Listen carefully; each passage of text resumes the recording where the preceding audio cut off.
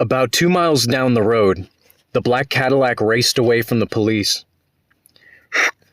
We have the suspect heading north on MM Highway. Officer Bradley spoke over the radio. The man of black pushed play on his CD player, and the song Prince of Darkness by Megadeth played during the car chase. The police were right on his tail. Then more police cars joined in, making it 10 in all, tailing the man of black. MM Highway was a backroads highway that had more curves and dangerous turns than Marilyn Monroe's body at her prime. The cops thought they had him, but little did they know, he was just playing cat and mouse with them. They just didn't realize they were the mice yet. The black Cadillac took a swift and impossible left turn, making the big car fishtail to the left down a dead-end back road. Officer Bradley announced over the radio that it would be a matter of minutes before they would apprehend Damian Andrews, for they knew within 3 miles the gravel road would come to a dead end. There were no other turns, just trees as far as the eye could see, aligning the desolate back road. It was then that on the last mile that he picked up unimaginable speed and had soon disappeared from sight, literally leaving them in the dust. Still, there was no escape for the man of black because the road stopped in a dead end, so the cops continued their pursuit forward. Finally, they could see the car. It was parked sideways in the middle of a clearing. The dead end was a circle, all gravel and surrounded by trees. That is where the black car resided. In a matter of seconds, the cops surrounded the big black Cadillac. They surrounded it, blocking any means of escape with their police cars. They quickly pulled their guns and aimed at the suspect. "Okay, motherfucker, we got your ass now, so do yourself a favor and step out of the car real easy with your hands reaching towards the sky," Officer Bradley commanded. Nevertheless, the car just sat there in silence. "Don't make us come get you, son.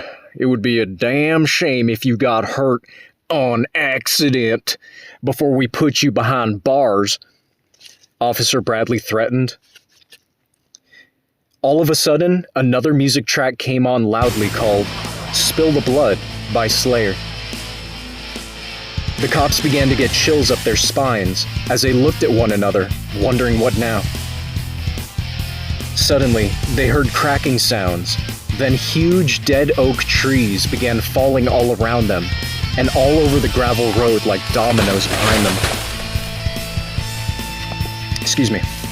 The trees seemed to fall synchronized with the heavy metal music coming from the black Cadillac that still just sat there. Finally, the cops realized they themselves were trapped, boxed in from the new turn of events. Then they watched in horror as the gas cap on the black Cadillac began turning by some invisible, unseen force. The gas cap then fell on the gravel road with a thud, and gasoline started pouring out all over. Hey, he's gonna burn us alive! One young rookie cop cried out.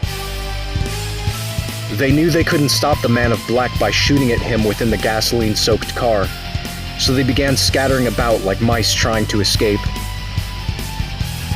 It was at that time the window rolled down on the passenger side of the car, and a hand came forth with a lighter. Listen, man, you don't want to do that. This place will go up like a matchbox, Officer Bradley warned. However, he knew there was no reasoning with the driver. They all came to the realization that they were dead. In addition, just like that, the whole area went up in flames. Huge flames engulfed the entire forest for 2 miles. Out of the mouth of hell came the black Cadillac unscathed, untarnished, and rode off through the smoke. Almost every police officer and police car from the town of Quiet Meadows was annihilated. As the black Cadillac ripped down the highway, a song by Ozzy Osbourne boomed over the speakers. The song was entitled, "The Road to Nowhere Leads to Me."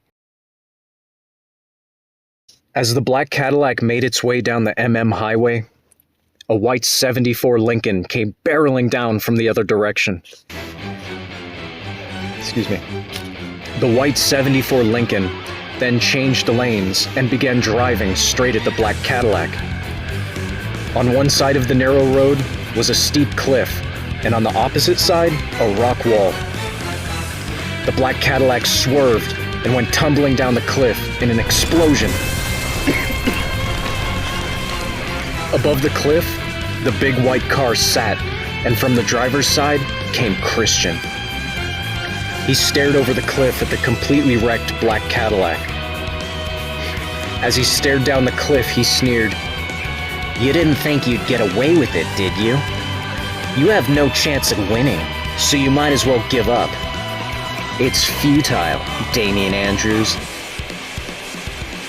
Damian crawled out of the black Cadillac below, bloody and tattered, and stood up slowly, staring up the cliff at Christian. "You're dead meat," Damian threatened. Christian shook his head and smiled. "You can't kill me, dead man. I am eternal. For that matter, I'm surprised you haven't figured it out yet." The man in white spoke. "Figured out what?" Damian mocked. "That I'm you. All you ever wanted, the part of you you'll never be... That I'm you. All that you ever wanted. The part of you you'll never be worthy enough to be." Christian smiled. "I never wanted the things you offered. It's because of you I'm here. But I never asked for any of this." Damian sneered. "Oh, you did, Damian. In so many words, you did. All your life you cried and prayed. Don't you realize I was always listening? I heard you screaming to the heavens for answers, thinking your prayers were in vain. Your hatred and love for the flesh was like a sweet melody to my ears. I showed you love and could still give you all you ever wanted. All you have to do is take my hand, bow before me, and love me back. Then, your wife and crippled child can all be yours again." Christian spoke. "I'll never bow down before a God that allows suffering to children. If I bowed down to you, it would mean that I... Sorry. It would mean that I was no better than a blind puppet dancing over the flames. My life will be devoted to watching you die at my own hands, you sadistic, evil god of shit." Damian growled. "I had so many hopes for you, Damian, but I'm becoming impatient with your stubbornness. Judgment Day is upon us. Wouldn't you rather stand as my right-hand man taking over this world, stopping all the pain, ending death and suffering forever? Or maybe you want to burn in the flames of hell like a pig?" Christian shook his head. "I'm already in hell. See, I know what hell is. It's roaming this forsaken world with regret. At one time I was helpless, but my power is growing, and soon your fate will be sealed. You don't fool me." Damian finished. Ouch. Christian began laughing hysterically. "You're a fool, Damian. I know why you came here to this town. I know about your long-lost brother. Whatever you think he can do for you will fail. I'll ask you one last time in the near future your decision. For now, I'll leave you to think it over. But make no mistake, I'll be back." Christian finished and got into the Lincoln. Right before Damian's very eyes, the '74 Lincoln exploded, and when the smoke cleared, a black Cadillac identical to his own resided where the '74 Lincoln once had been. Damian cursed as the black car rode off out of sight down the highway. Damian shook his head in disgust. When he turned around to view his surroundings, he spotted an elementary school for handicapped children. He began walking towards it. As he walked in, he just stood for a moment in silence. What the hell am I here for? He asked himself. He began to walk out, but a voice whispered, I know who you are. Who said that? He asked. A little boy stepped forward out of a dark classroom. Father, it's me, the little boy said. You're dead. How can this be? He shook his head. And you're not in a wheelchair. Or in pieces. He stuttered. No, Father, I'm not. I've waited a long time to talk to you. I didn't know if I ever could. The boy stood. How did you get here? I miss you so much, son. Damien found tears running down his face. It doesn't matter how I got here, Daddy. Just be glad that I could. I have something to tell you, the little boy said. What, son? He squatted down to be face to face with the child. The little boy smiled, and in a demonic voice he sneered. Did you enjoy your gift? At that moment, the child disappeared. God damn it, Christian, I will kill you! He cried in anger. He walked quickly into the dark classroom and started tearing desks and tables apart, scattering books all about. Then, finally, he fell to his knees, emotionally exhausted. Don't let him bring you down, Damien. It's just a game. He just wants you to give up hope, but you're so close. A little girl spoke, putting her hand on his shoulder. I can't do it anymore, he cried. You must, or more people will suffer. You're the only hope. That's why he tortures you. You've been given an awesome gift. Don't throw it away, the little girl said sadly. He sat up slowly and looked into her face. He knew right away she was blind. How is it you can see me? How do you know so much, little blind girl? I've dreamed about you, seen how you were hurt as a child, seen how your family disappeared from your life, Damien, she said, putting her hand on his face. I have walked in darkness from birth. I've never seen my mother and father, nor my baby brother who is normal. Yet, I hear their voices. I know they are there. I know how you feel. I want so bad to see the truth, why things happen the way they do. Damien, that's just the way it is. Once you accept the truth, you can live in peace. She smiled. I'm sorry, little blind girl. I know where you're coming from, but I am not blind. I see everything. That's where the pain lays. The truth. He spoke.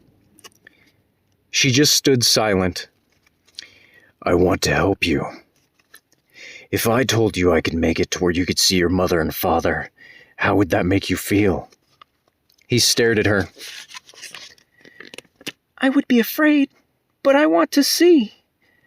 I'd give anything to see, she replied. Now you understand my point of view, little girl. Now I shall make you see the truth. But I warn you, when your sight comes back, it won't be just what you see. You will share my eyes as well. All you see, I shall know. All I know, you shall see. So if this is what you want, I shall give you sight for the first time in your life, he finished. Give me your dark gift, the little girl replied. He grabbed her violently by the sides of her head and shook her. Oh, it hurts, she squealed. It will all be over soon. With all miracles comes a price. He felt pain sear up inside him.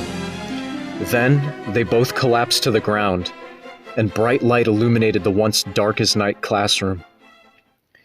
He stood up slowly after a moment of going between consciousness and unconsciousness. Little girl, are you okay? He groaned. She tried to stand, but she fell backwards as he caught her in his arms. Her eyes adjusted, and now she could see the man of black. She stood up slowly again and viewed her surroundings for the first time in her life. She could see.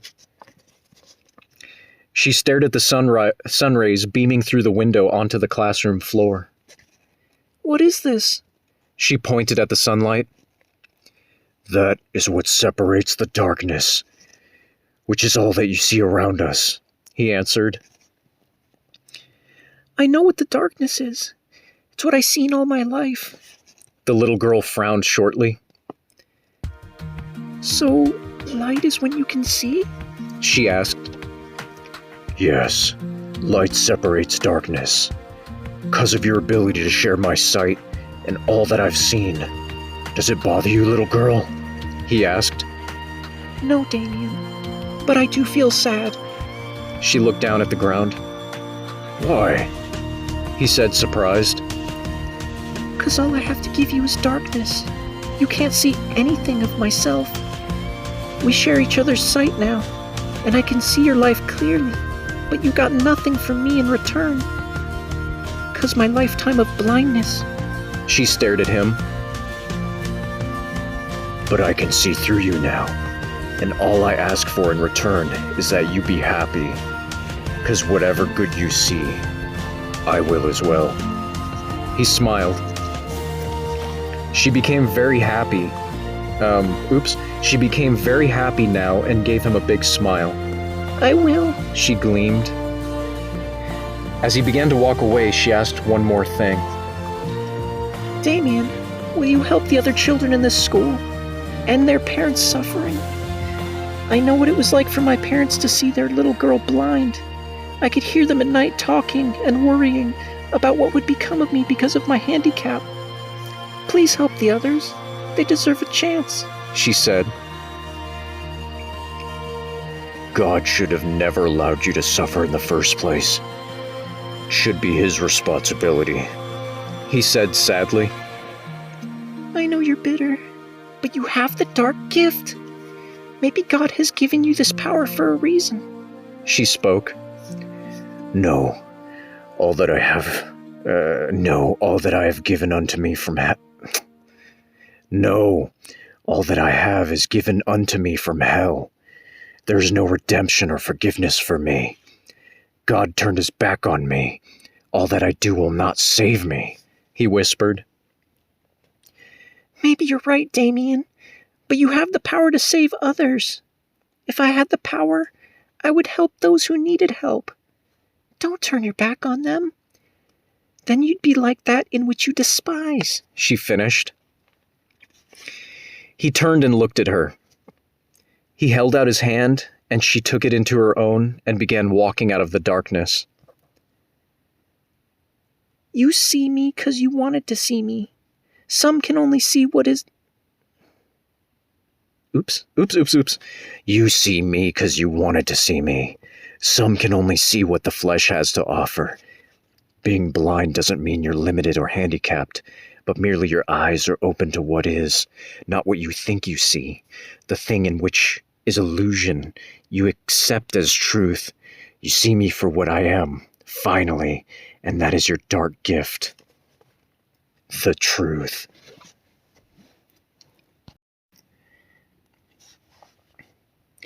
How can you just do this to these kids? They may be special, but that gives you no right to do what you're doing to them. A worried mother spoke. Look, lady, I'm just a worker here. My job is to tear this place down. Boss's orders. A chubby contractor yawned. He walked away, but the city real estate guy was walking down the hallway with the principal of the handicapped elementary school. Mr. Walsh, what are we supposed to do with our kids once the school's gone? She asked. Ma'am, the original owner of the property auctioned off the property. This isn't my problem. I just do what I'm paid to do. I advise you enroll your kid in another school, the real estate guy injected. There isn't a school nearby. The nearest is in the city, and that's over 2 hours away, she gasped. They'll have to ride buses with the special equipment. There must be something we can do. It's too dangerous to go 2 hours there and back. The city real estate guy was getting impatient. Let me put it more clear to you. Your little cripple needs to go somewhere else. Period. She couldn't believe what she just heard. You son of a bitch! How dare you talk about my kid like that?